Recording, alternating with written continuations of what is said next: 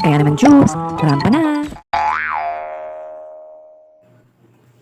Andito po ngayon sa Special Needs Education or SNED Parent Convention. Figure in front para po sa ating photo op.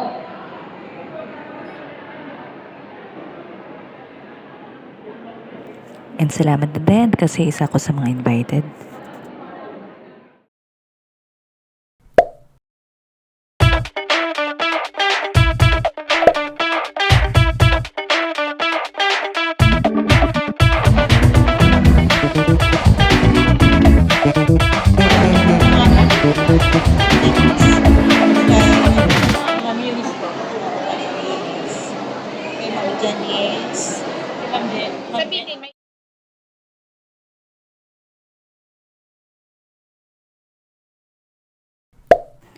May inihanda nga pala silang breakfast para sa atin, kaya kain muna tayo mga karampa. Hot dog, skinless, with egg and rice. Make yourselves comfortable. Thank you. Ulitin po natin sa loob ng 1 minuto ay magsisimula na po ang ating programa. Kung kaya po, inaanyayahan po ang lahat na maupo.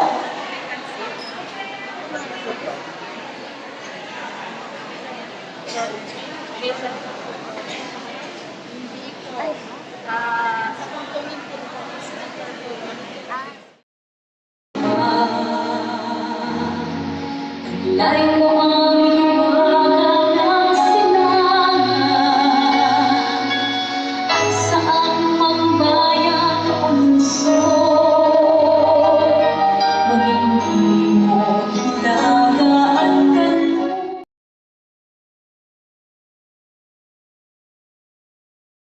So, because inclusion works best when schools and families work together. So, tandaan po natin ang ating mantra for today. Inclusion is our mission and not just a program. But it is a promise. A promise that every learner matters. A promise that no child is left behind. And of course, a promise that education is a right, not a privilege. Now, sa punto po ito, we would like to recognize Evangelista. I am 14 years old and I am in grade 9. People living life in peace. You may say I'm a dreamer, but I'm not the only one. I hope someday you will join us, and the world will be as one. Feathers. He gathered the feathers and placed them on his baby's pillow.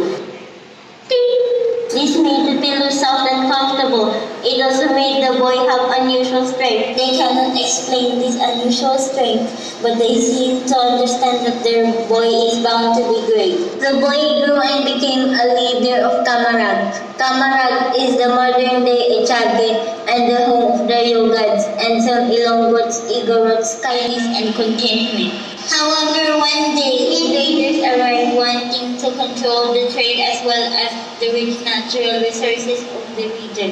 The invaders are coming! We have come to take over your rich trade and natural resources. Only if Bayan. Dito po babanggitin ng mga teachers na magpapatunay mamaya kung paano itinataas yung kalidad.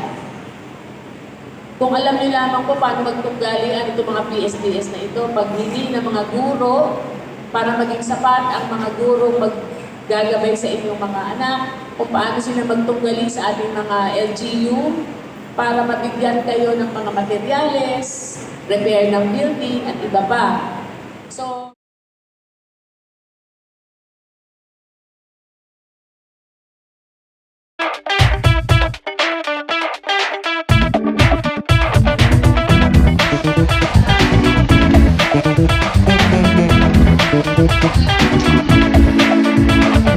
At ang aming merienda, ginatang mais at suman.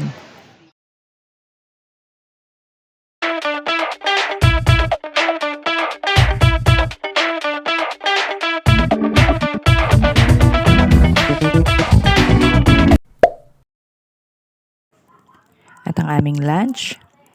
Lumpiang gulay, chicken with rice.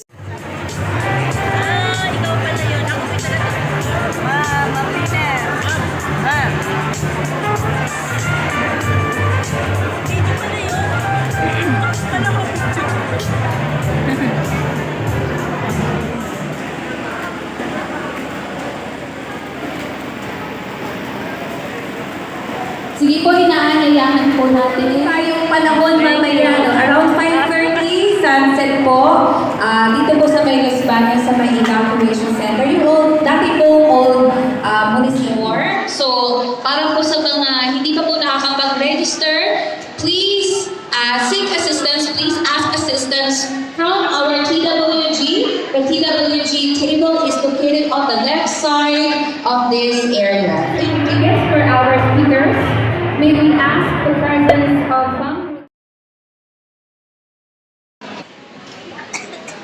By 1980,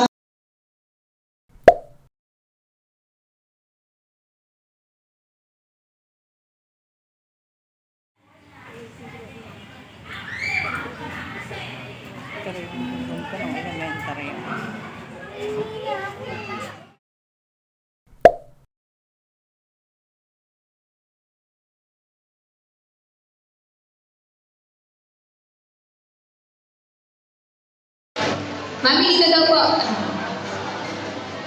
Okay po, para po kita ang forward. Yan. Di ba? Hands forward. Our participants, the water as well, meron po tayo water refill dito sa left side ng ating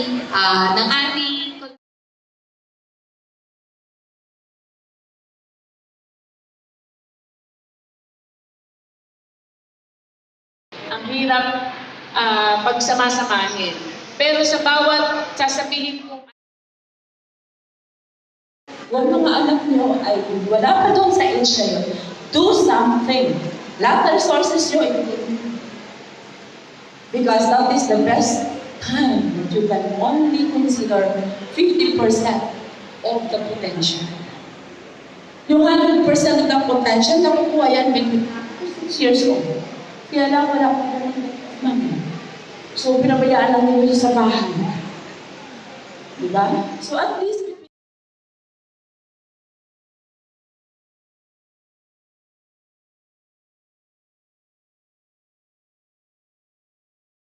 namin ay notebook at saka papel. Kaya pag nagsasalita siya ng 1 hour, years nandun sa kanya. Because we need to take the opportunity.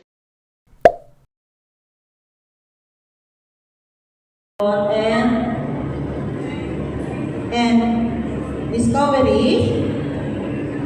During these years, I actively participated in various school activities, especially in dancing together with my fellow students. We competed in different schools, proudly showcased our talents. These experiences taught me an important lesson. Being deaf does not mean being incapable.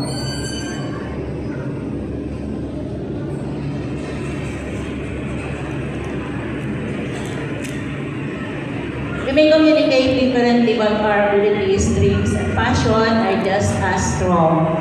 Through every performance and competition, we proved that we could stand confidently alongside others. Nauna ako.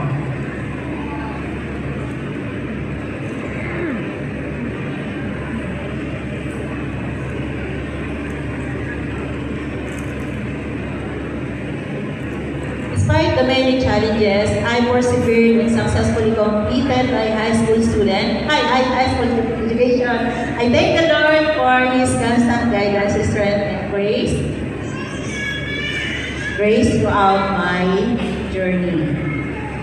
Above all, I extend my deepest gratitude to my parents, whose love, sacrifices, and unwavering support carried me through hardship. After high school, I continued my academic journey in Lucena City, where I completed a 4-year course in Bachelor of Information Technology. College life demanded even greater responsibility and independence. I actively joined school programs, became part of the student council, and worked as a library assistant for 3 years. These experiences taught me leadership, responsibility, and the value of hard work. Yeah, for 3 years now. Sorry na ako. Value of hard work. After completing my studies, I entered the professional world and worked as a call center.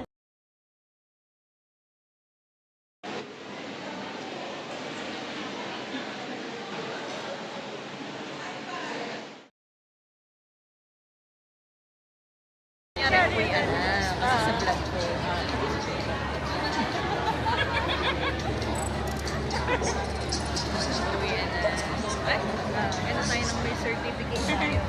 Ano eh?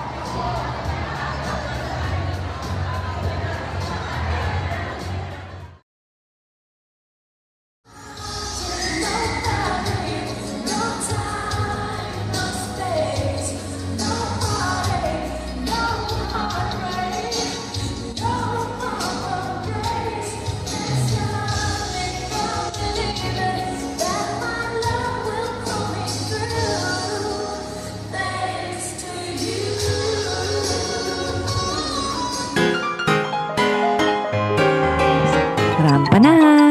Please don't forget to like, share, and subscribe! Jubes ko po vlog! Rampa na!